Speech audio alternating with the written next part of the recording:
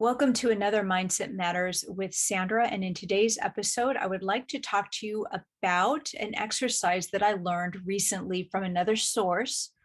I do journaling and contemplation in the morning, and a resource that I really like to use is a specific journal that also comes with an app. And so I'm borrowing this exercise. Now, the theme for this specific exercise is empowerment and what empowerment means to us. You can substitute the word empowerment to self-care or to any other word that you feel during that time that you would like to begin really exercising. Okay.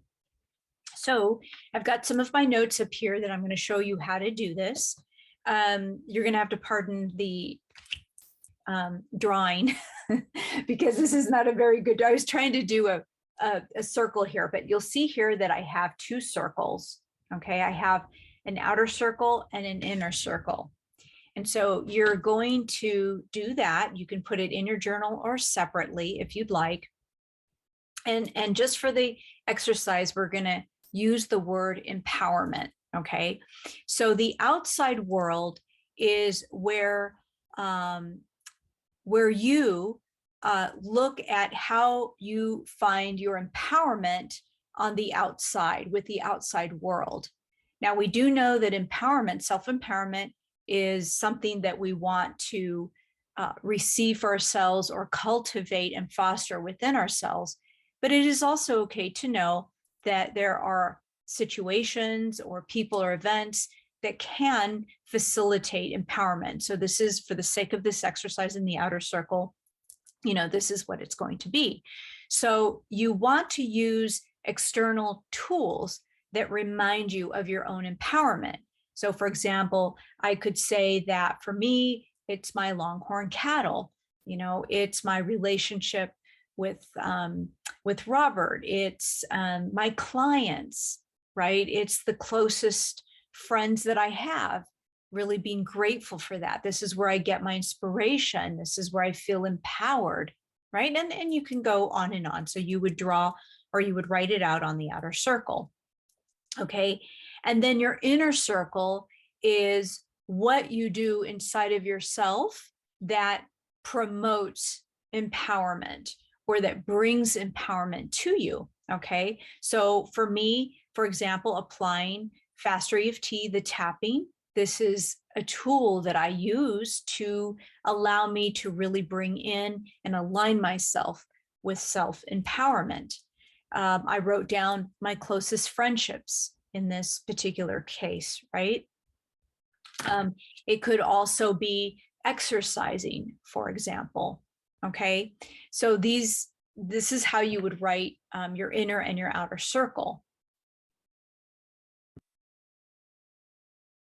And for those of you that do tap, as you're writing this and you find yourself feeling a little bit of resistance, then gently tap on it.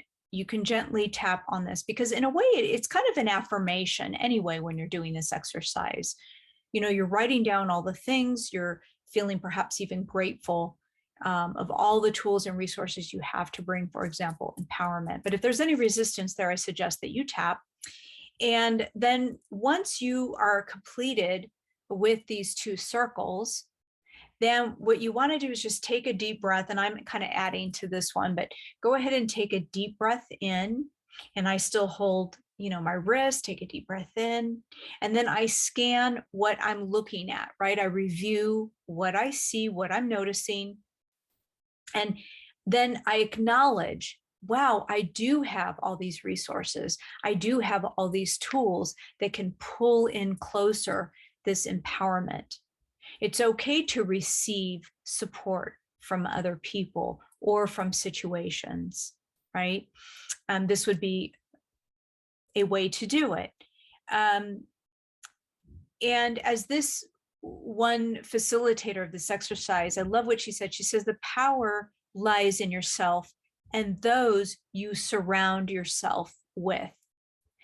I did something, I don't know, some months back, I think it was even last year, about your inner circle. And you can put as many circles as you want who is in your inner circle? For me, it's always been a handful of people that I have brought into my inner circle. I'm a very deep thinker. I love philosophy. I like to be held accountable. I like to hold other people accountable. And I like to surround myself with people like this as well. And I think we can become more successful when we are able to empower each other and inspire each other rather than try to bring ourselves down, right? Just enough empathy when we're down to help another person, lift them up. Either we're doing it to other people or giving it to other people, empathy, or we're receiving it. Okay. And another suggestion that this is what something Robert would even say, or anybody with affirmations, is when you're doing this circle and you look at it and you're reviewing, really feed it, really be with it. And you can also use this as a tapping. I'm grateful that I have close friends. I'm grateful that I have longhorn cattle, and then I'm able to get up in the morning and go on my porch and drink coffee, whatever that is for you. And revisit that circle. And you can create other circles again for other, like I said, other things that you're wanting to pull in or bring in. But this is, I think, a fun exercise to do. I already started on mine. And I think I'm going to incorporate this with the other tools that I have. I'm a visual person as well. So, and thanks to my good friend Nicola, who is also a level, she's a level 5 practitioner. She's one of our teachers at Skills to Change. She's the one that suggested different color of pens, and stuff. And it really just, there's something visually about doing that, or visually drawing, or even coloring these these adult coloring books. I think it's just a way to allow our brain to give us permission to be creative and to see with how we can use different visuals in our daily life to really solidify whatever we're trying to bring in and whatever we're trying to affirm. So just remember, you want to feed it. Okay, so I hope this exercise has been helpful to some of you. And if you like these kind of videos, do comment below, because I have so many other little exercises for all of you if you're interested. In the meantime, I'm wishing you a blessed week, and we'll be talking soon. Take care.